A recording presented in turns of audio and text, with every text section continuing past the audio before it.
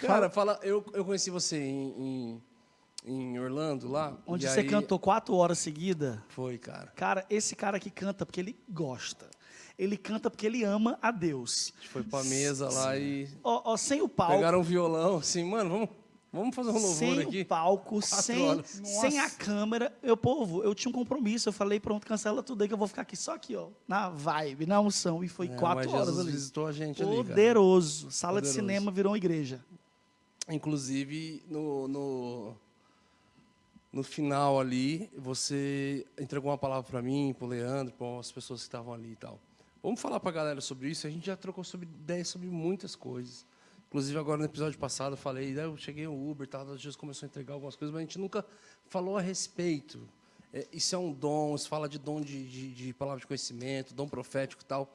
Isso foi ativado em você quando? Vamos falar com a visão da galera de quem está de fora. Vários convidados passam aqui, eles já viram acontecendo, alguns não viram porque aconteceu, a gente editou para falar, deixa esse manto só para a gente mesmo. Já aconteceu de tudo.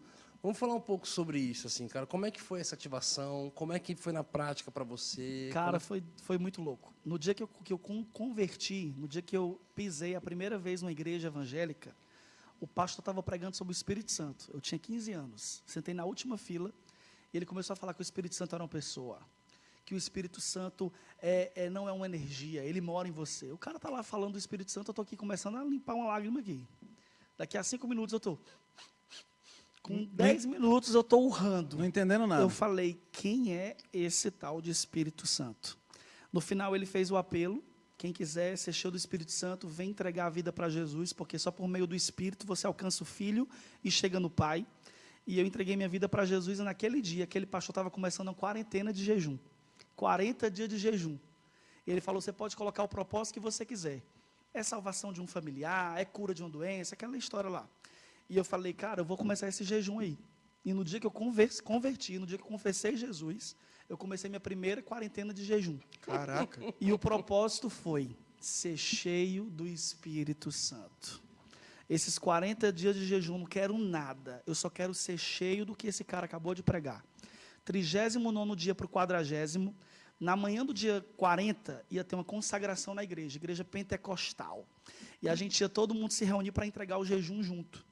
Eu já tinha lido sobre o batismo com o Espírito Santo, já tinha lido sobre dons espirituais, já tinha lido sobre tudo. Caçadores de Deus, eu já tinha lido tudo. Receba que é a unção sobrenatural desses livros, que todo mundo tem que ler. Caçadores de Deus é destrutivo. Tudo que você imaginar, porque eu sempre amei ler. Uma das coisas que eu mais amo fazer na vida é ler. Eu leio até hoje, com a vida corrida que eu tenho, no mínimo 2, 3 livros por mês. Nossa. E eu terminei de ler tudo isso e comecei a querer. Queria o batismo do Espírito Santo, queria o dom de profecia, queria o dom da palavra, eu queria tudo. Eu queria o combo completo. Busca com zelo os melhores dons. Exatamente. Dos 9, quero os 9. No 39º dia, eu me ajoelhei. Na época, eu ia para a igreja escondido. Eu ia fugido para a igreja, porque minha família tinha prometido uma surra para mim dentro da igreja. Caraca. Quando a gente se converteu, eu e meu irmão, a gente foi deserdado. Não tinha quase nada para deserdar, mas o que tinha, deserdaram. E falaram... Mas se a tua mãe te fez o propósito que você seria um pregador mas do ela evangelho... era super... Não, ela fez um propósito que a gente teria nomes bíblicos. Nomes bíblicos, verdade. Não foi pregador. Foi Direto pregador, com não. Deus, não foi? A minha mãe, ela era religiosa nominal. Ela era só nominal. Foi o médico que falou de pregador, né? É verdade, verdade, verdade. Resumindo, no 39º dia eu me ajoelhei, estou aqui lutando contra a minha prolixidade. Eu me ajoelhei e eu falei, Deus, amanhã de manhã vai ser o meu batismo com o Espírito Santo. Amanhã de manhã, naquela igreja, tu vai me selar. Tá determinado. Amanhã de manhã eu vou receber dons. Amanhã de manhã comecei a profetizar como é que ia ser outro dia. Então eu vou dormir logo, porque senão eu não acordo. Um beijo, boa noite, já já nós estamos juntos. Quando eu dormi, eu tive um sonho. Lógico que horas depois que eu estava dormindo. E eu sonhei que eu estava num lugar muito escuro, debaixo de um móvel, tipo um móvel desse aqui, eu estava escondido embaixo, com muito medo. E aí eu vejo no sonho uma luz que entra paulatinamente, uma luz entrando devagar na sala. E eu tinha medo de levantar a cabeça no sonho, porque para mim o que eu ia ver era muito poderoso, ia me fulminar, era muito santo. Até que a luz chegou muito perto e eu não tive como não levantar a cabeça. E na hora que eu levantei a cabeça, eu vi um rosto como que um sol ao meio-dia, uma barra de roupa toda de ouro, todo trançado, uma roupa toda branca. Eu entendi que era um anjo. E aquele ser, na minha frente, no sonho, olhou para mim e falou, disse Saleá. Disse Saleá. E eu desesperei no sonho e falei, eu não falo essa língua, o que é isso? Alguém traduz, alguém traduz. E o percurso dessa palavra saindo da boca daquele anjo, que eu não via a boca, era só um sol, até chegar no meu ouvido, traduziu pelo vento a palavra. E na terceira vez que eu ouvi essa palavra, eu já ouvi ele dizendo, seja cheio de Deus. Seja cheio de Deus. Nesse momento, eu acordo pulando na minha cama, gritando em línguas. Eu acordei pulando, falando línguas estranhas. Línguas estranhas não era lá, blá, blá, blá. Não era aquela língua estranha que a pessoa, quando é batizada a primeira vez, eram muitas línguas estranhas, falando em línguas, até que eu me senti cheio de Deus. E eu, muito metódico, sempre fui cético, falei, eu criei esse sonho. Claro que isso é da minha cabeça. Eu fui dormir pensando nisso, eu fui dormir querendo isso. Então, claro que isso foi uma fabricação neural da minha própria psique. Me ajoelhei porque estava na hora de ir para a consagração e falei, Deus, eu não falo em línguas, eu não vou continuar o que eu estava fazendo aqui agora, se você não falar que você me tocou hoje. Fala usando qualquer pessoa, estou indo para a igreja agora. Ó. Se você não falar comigo lá, nunca mais eu falo nessa língua. Me arrumei e corri para a igreja. Quando eu cheguei, era a época dos anos 90 lá, essa música, só que não era 90, eu já me converti em 2000. Aquela música, existe um rio, não vou cantar aqui na frente de vocês, né? Mas quando comecei a ouvir essa música, a unção me pegou lá na calçada. Eu já comecei a chorar, aquele choro que vem, que você não segura, até que eu entrei. Quando eu olhei lá na frente, tinha uma pastora bem forte, cheia de Deus, pregando, rodando, pulando, aquelas profetas mesmo. E aí eu olhei para aquela mulher lá na frente, no púlpito, eu falei, caraca, essa mulher está cheia. E aquela mulher começou a profetizar, começou a orar, e eu baixei a cabeça. Na hora que eu baixei a cabeça, eu lá na última fila, eu senti dentro de mim, não foi audível, mas como se fosse uma voz dentro do meu tímpano, não sei se você vai entender. Eu estou vindo aí, se prepara. Quando eu senti isso, que eu baixei a cabeça, foram frações de segundos, uma mão está no meu ombro. Na hora que eu abro, levanto a cabeça que eu olho, é aquela pastora que estava lá no púlpito. Ela quase voou até o meu lado, parou e disse, para que tu saibas que eu sou o Deus que estava contigo naquele sonho dessa madrugada, eu te digo, disse Salear. Disse Salear. Disse Salear. Quando ela falou isso, eu caí no chão. Na hora que eu caí no chão, aquela mulher colocou a mão no meu peito e falou, receba agora o dom da palavra. Receba agora o dom de profecia. Receba agora o dom de revelação. Receba agora o dom de visão. Receba agora o dom de compor hinos. Receba agora o dom de cura. Aquela mulher ministrou os 9 dons na minha vida.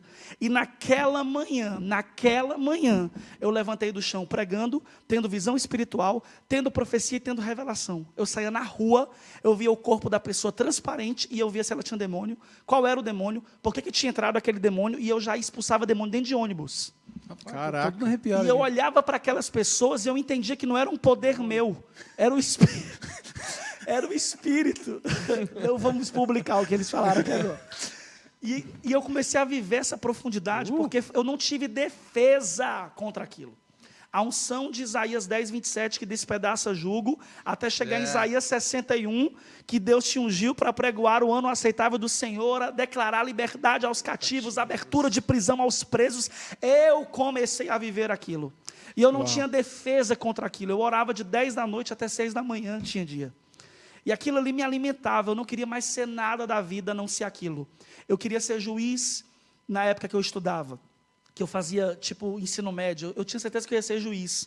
Isso não fazia mais sentido para mim. Então eu comecei a mergulhar em Deus, e ali eu me entendi profeta, ali eu me entendi homem de Deus. Com 17 anos, que você falou sobre ser profeta, não sei se foi isso, Sim. mas com 17 anos eu estava numa cidade chamada Paragominas, indo pregar numa conferência de jovens, que eu chamava de conferência, mas tinha 10 jovens.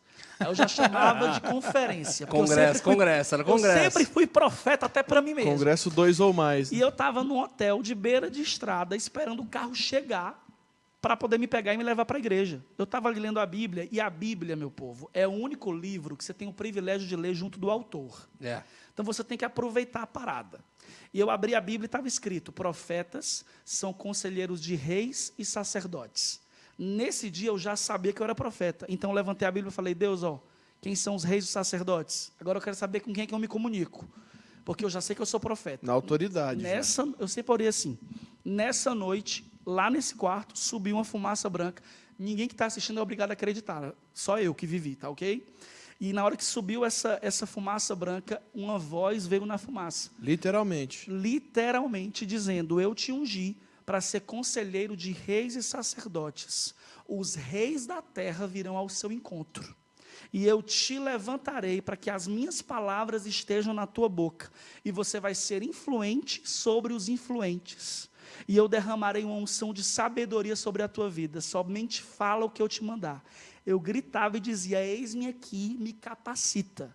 E depois de anos, eu comecei a viver o que eu vivo até hoje, eu entendi que Deus conhece o fim desde o começo, sempre revela o que vai fazer antes de fazer e nos posiciona para que o propósito dele se cumpra.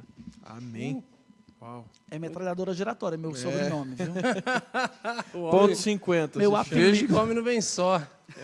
Veio acompanhado. Rapaz.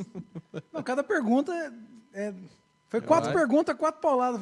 Uma revelação diferente. Rapaz, Joe Minácia. E o melhor é que eu não peço nem desculpa, porque eu sou essa pessoa mesmo.